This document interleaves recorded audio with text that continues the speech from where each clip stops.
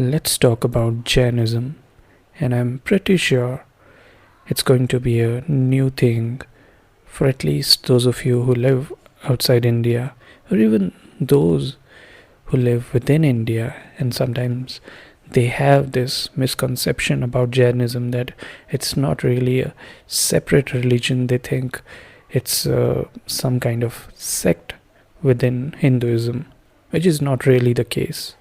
It is, in fact, a separate religion. It's got its own scriptures, own ideology,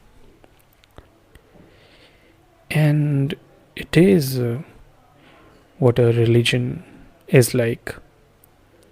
So, just like Sikhism and Buddhism, which started in India, somehow deviated from Hinduism and became some kind of religions within themselves, so is the case with Jainism. I don't know if you've heard about this religion before or have got some idea about it. You might have heard or seen some pictures of Jain monks in popular media. For example, Sam Harris talks about Jainism and he claims that it is the only religion of peace.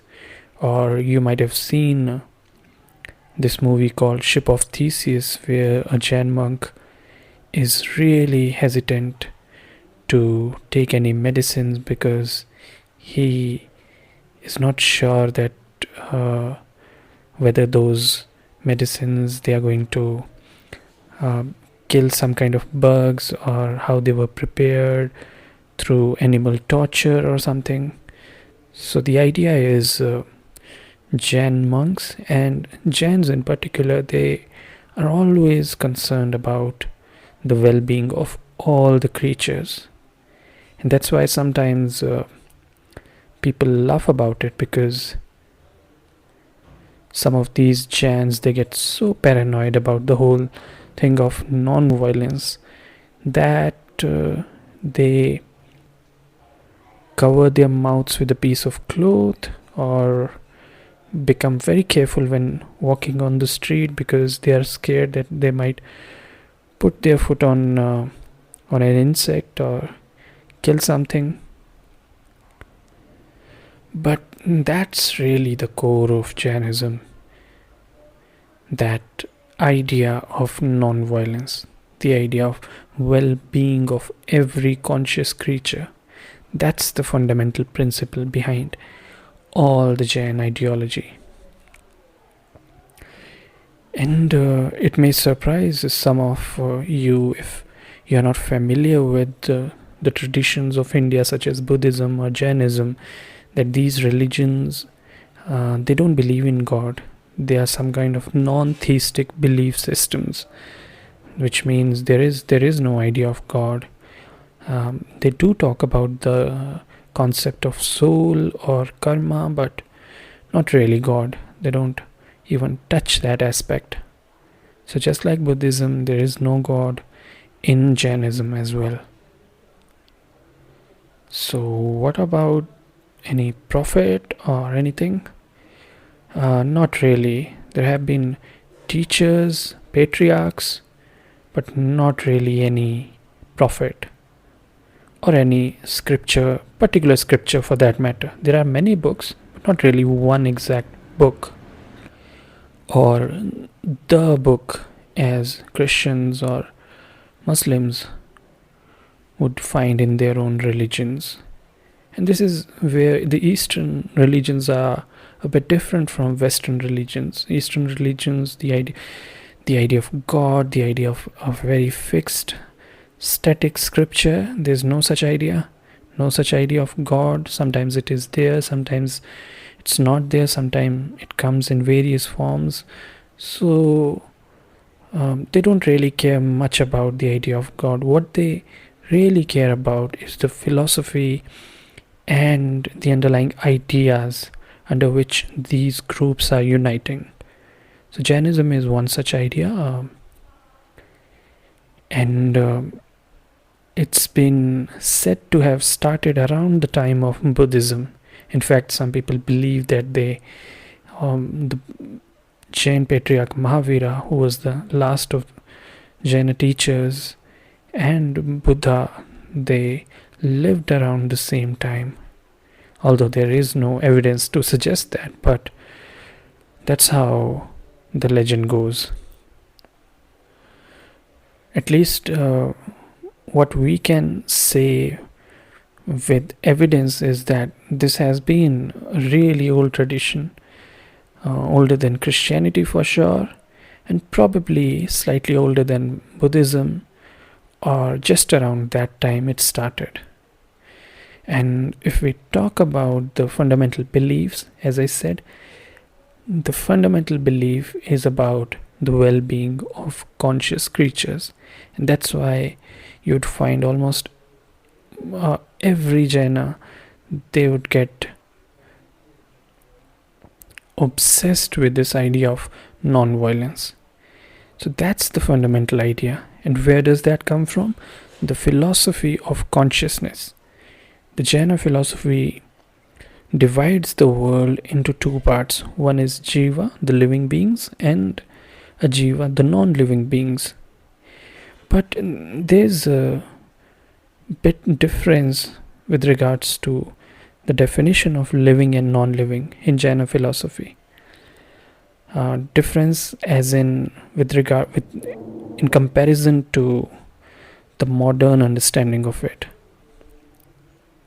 The Jaina, for example, they don't really believe that the fire, the water, these mountains, stones, they don't have any life in them. They do believe there is some kind of soul in there, but it's just in that form. Its form is really kind of sleeping there. And then the plants and animals and all the insects, everything, they see life there, and they treat all these life forms equally. Anything that can suffer, experience pleasure or pain, they're very careful about hurting that creature.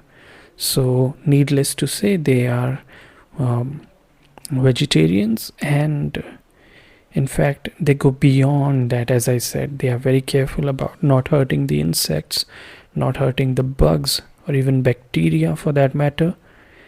So that's really the core idea.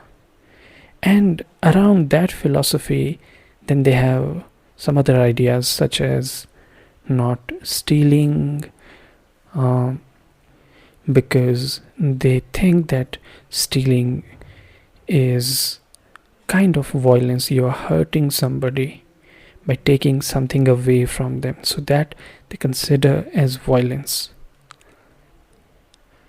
Another interesting principle of Jainism is about the philosophy of Anekantavad, which is really hard to translate into English, but you can translate it to something like non-absolutism, which means there are going to be multiple truths, multiple sides of seeing one thing, multiple ways of describing any object or seeing any real thing, any objective fact. So the Jaina belief is that none of us can see all the sides of it, and we are always going to have our perspective and hence our biases, and we are going to be limited by those factors, and it's impossible for us to see all the sides, the real truth, but only the liberated souls can do that. So although this is against the idea of absolutism, but at the same time it recommends that there is one truth. It's just that we can't see it, we can't understand it, and that's why it recommends us to be more open, be more pluralistic, because most likely the other person or the other belief system is going to notice things which we are not able to.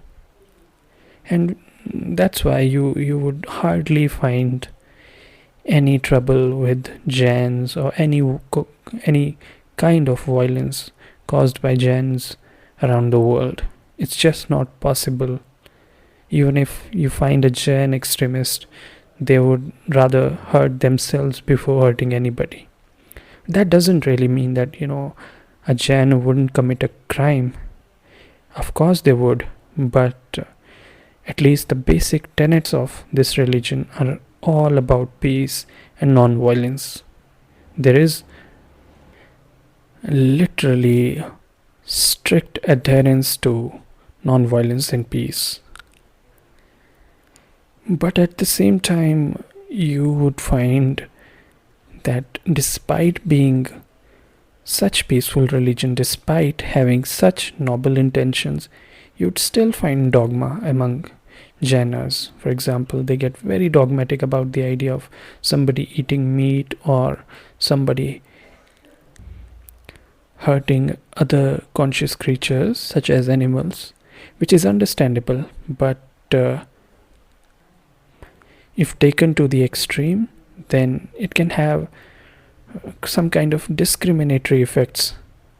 So people can discriminate against other people if they eat meat, so you would find yourself in trouble, or in a Jaina society they might not let you find an accommodation in case you're not a vegetarian. So those are not really big challenges, but the point I'm trying to make here is the dogma factor can still come, as it does with any other religion. But of course, in this case, you can almost say with certainty, if anybody is going to pursue this religion, they are going to be peaceful.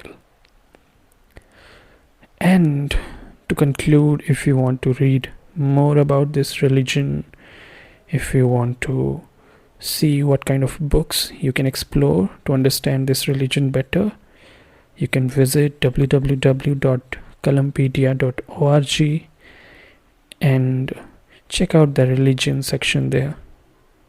You'll find all your answers.